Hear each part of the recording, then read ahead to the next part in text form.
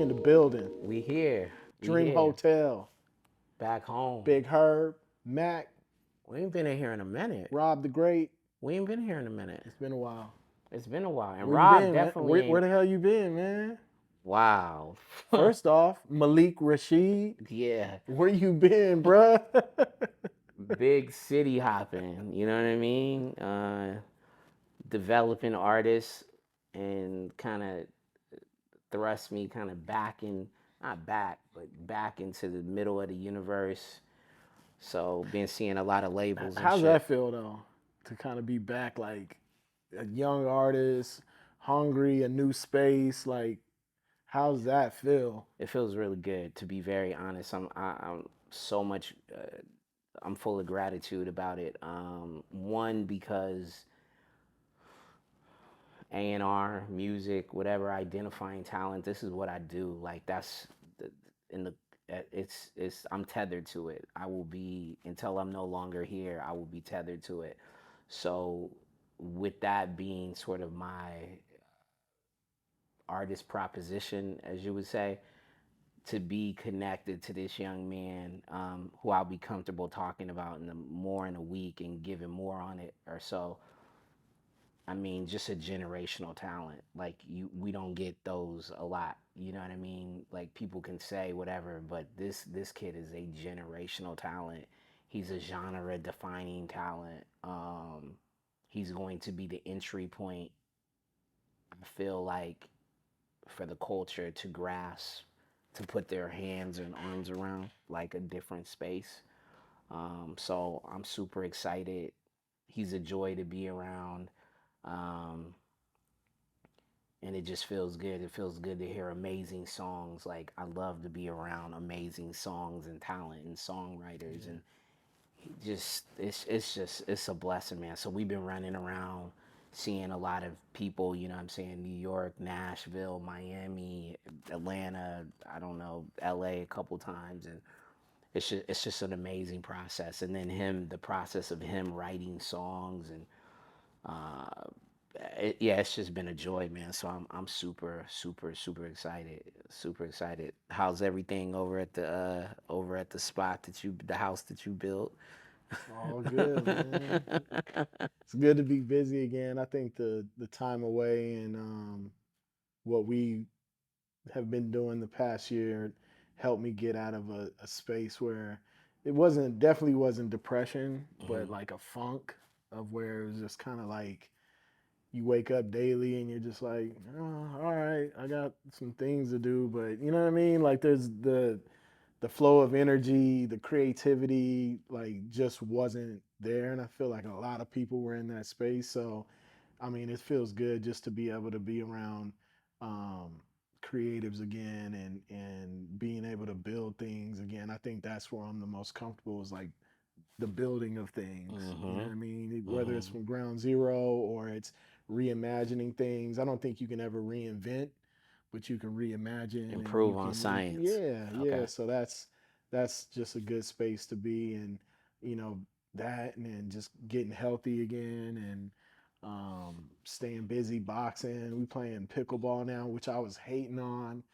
My cousin, shout out Terrence, had been telling me for like months and months and months, like pickleball, pickleball, and I was still until we went and played, and I was like, damn, it's actually a lot of running in this, even though the court is smaller, Hmm. but it was a great workout, and the whole fam's playing. So, man, just trying to get healthy, like people is dropped in left and right. The food is bad. Like, you know, it's just easy to kind of get complacent. So I think breaking up the routine and, you know, always challenging yourself for what's next. You know, we cooking up, as y'all can see. I was We, about to get to that. You you know what I'm cooking. saying? We We cooking but them. you cooking. We cooking. Shout out Rob helping me build this out. But, you know, exciting things, Rob, man. where you at?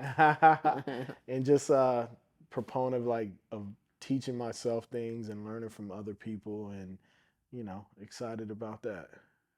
Super, super. Yo, listen again. The shirt's super fire.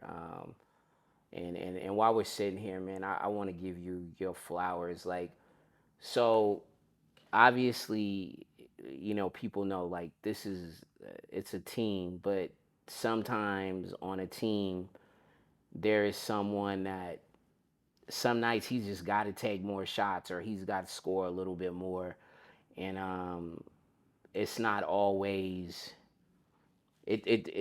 that's just the way of teams. But I wanted to let you know that if I don't say it enough, I appreciate it, because I feel like for the last couple of maybe 2 months or so, or maybe even a little bit more, you've been our you've been the sweet life's Michael Jordan. Like, you have literally, you've been carrying it on your back. And I was going through some things again that I'm not ready to disclose yet, but regardless of that, you have been just steadfast, man. And I think a lot of times what can create animosity or just weirdness within a team is that if someone doesn't acknowledge, like, hey, I acknowledge you. So I want to tell you, I acknowledge what you've been doing for us. And I'm so I'm proud to have to be a party of this with you. And more importantly, man, just again, thank you for carrying us. And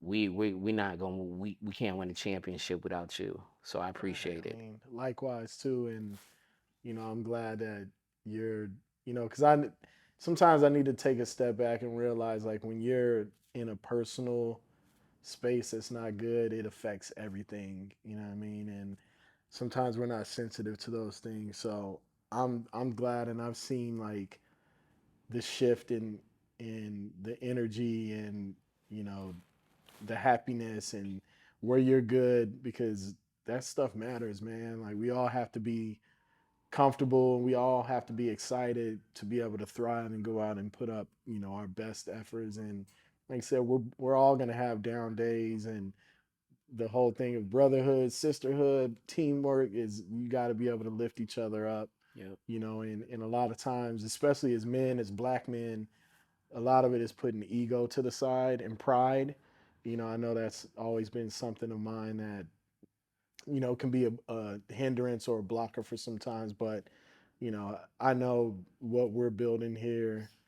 I still firmly believe that it's amazing. Like, people send us emails. Like, I meant to forward you this email that this college student sent us that's actually going to be interning at CAA. But he was just like, you guys' show has been like a breath of life for me with things that I'm going through. And we get a lot of that, man. Yeah, I And get a lot of DMs where it's yeah, like, matter of fact, one of the homies who I don't get to speak to as much, he was like, man, I just want to salute you. And I was like, for what? And he was like, yo, man, the show is just so dope. And I was like, man, like, sometimes we don't even know. Like, we don't know the impact that we're having. He was like, listen, you're having an impact. And you just like, okay. And you can't quantify those things. yeah, You can't quantify. I mean, they're like, we feel it, it reverberates through us. But like, trying to, and that's sometimes I think the problem with just art or whatever you're trying to do. You're going by other people's metrics, and that hmm can be such a hindrance to you, as opposed to you really like leaning in and being like, I don't give a, excuse my language, I don't give a fuck what this is saying. I know I'm moving people. I know I'm moving people. I'm showing up and I know that they are impacted. And that's why we do it. We do it for service. Like we always say, this show is about the human condition. Like we are, and not that we're doctors or anything, but we're just coming from a place of experience. And that's all we can offer. And I hope that our experiences and the things that we have been very open and transparent about are helping people. And if they are, then we are definitely hitting, we're hitting the target. yeah. Because I mean, if you rely on the algorithm and people, it'll always be like, stop doing what you're doing. You always be Stop, chasing. stop chasing that because you're Yeah, not good enough. So, yeah, yeah. kudos to us, man. Fuck the algorithm. Fuck the algorithm. Switching up gears, we got a big fight coming up soon, man. Another one like boxing has been What on are it they again. doing? Like Like they they fighting. That's fighting, what we fighting. But we doing. They got fighting, fighting. Canelo in Oh shit. Charlo. That's is that gonna be? It's all good. What you think? Wow, man. Houston gonna be mad at me. Houston, we Uh, have a problem. Houston, we have a problem. I think the Charlo brothers are tremendous boxers, and you know what? More importantly, I saw an interview with I think it was Jamel, who's fighting Canelo, and he talked about his growth. And so I love that for the young boy. I love to see him growth. He talked about like, man, I was out here getting in trouble. I was doing X, Y, and Z, but now I'm in a different space. I'm focusing on my family. I'm focusing on my growth. I'm focusing on a different iteration of me. And I love that. And that's why it does. I'm truly being honest that it like makes me feel a way to have to say though, I think he's gonna get knocked out. I Yeah. do not see this shit going past 6 rounds. I just think Canelo is far too big. And this is a different environment. The Charlos have been involved in huge fights, but this is different. This is Canelo. This is Vegas. This is different. Yeah, and I think with Canelo too, like Experience. he was a slugger, but now he's turned into a boxer. As you get older, you turn into A a technician. technician, and Yeah. he's still strong. Like he still can lay you out. Oh So yeah, yeah, I yeah. just think that combination, and that dude is just he's a ox in there, um, and he's just seasoned, man. He just knows, and he hasn't been beat up a lot to the point where he's like what like they like to say he's lost a step. Yeah. I think he's just a smarter fighter now, and the strength, and I think also too, he's gonna win in a dominant fashion, but still excited for that. No, I'm And still excited for that fight. And that fight leads to another thing real quick. So I've been hearing all the talk like, yo, Bud needs to go up to 168 to fight Canelo. Like that's a fight that Bud wants. I am a Terrence Bud Crawford fan. Everybody who knows me knows that that is the truth.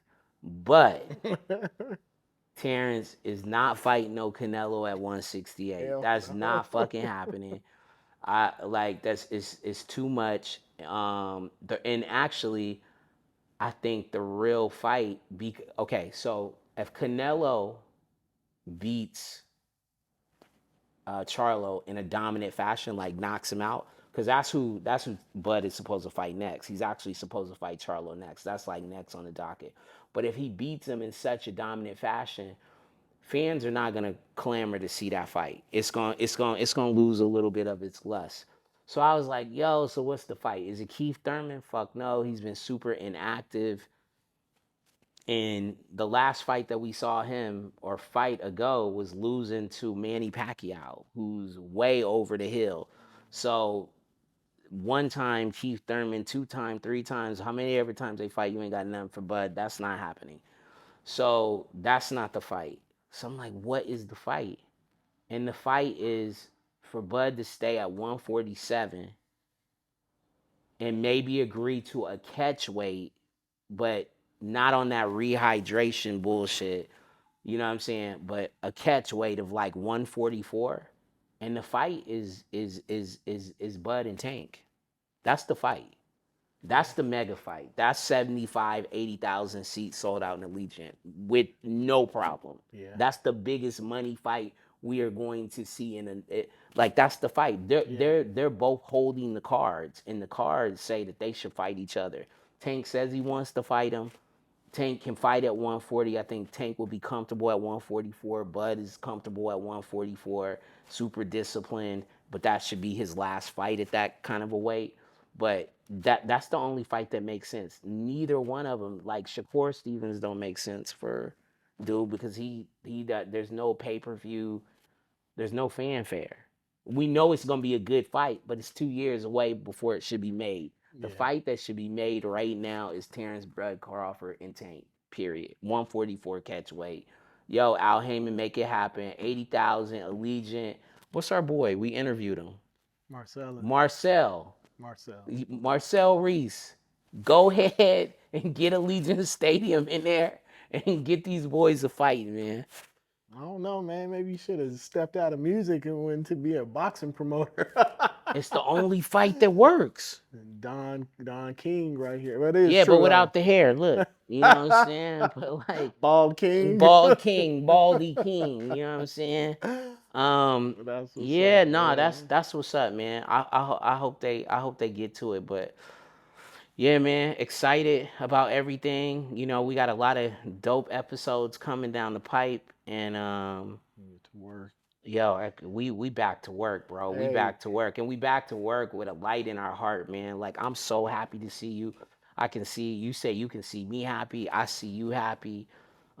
Everybody's healthy. The family, like things are have hit a corner, and it's good. And that doesn't mean that we're not gonna be challenged because there's gonna be more challenges. But I feel like the challenges that we're going to find ourselves walking into, I think because of the last 2 years of what we both experienced, I feel like we're gonna be yeah, better equipped to deal with those things. and And that's I, and a so I feel blessed in that yeah. sense. And just to everybody out there, man, go out, challenge yourself. Keep going, Keep going. keep going.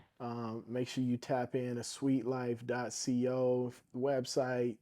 You can hit our page and subscribe on your favorite DSP, YouTube.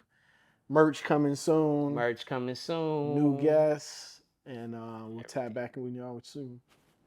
Peace. Love.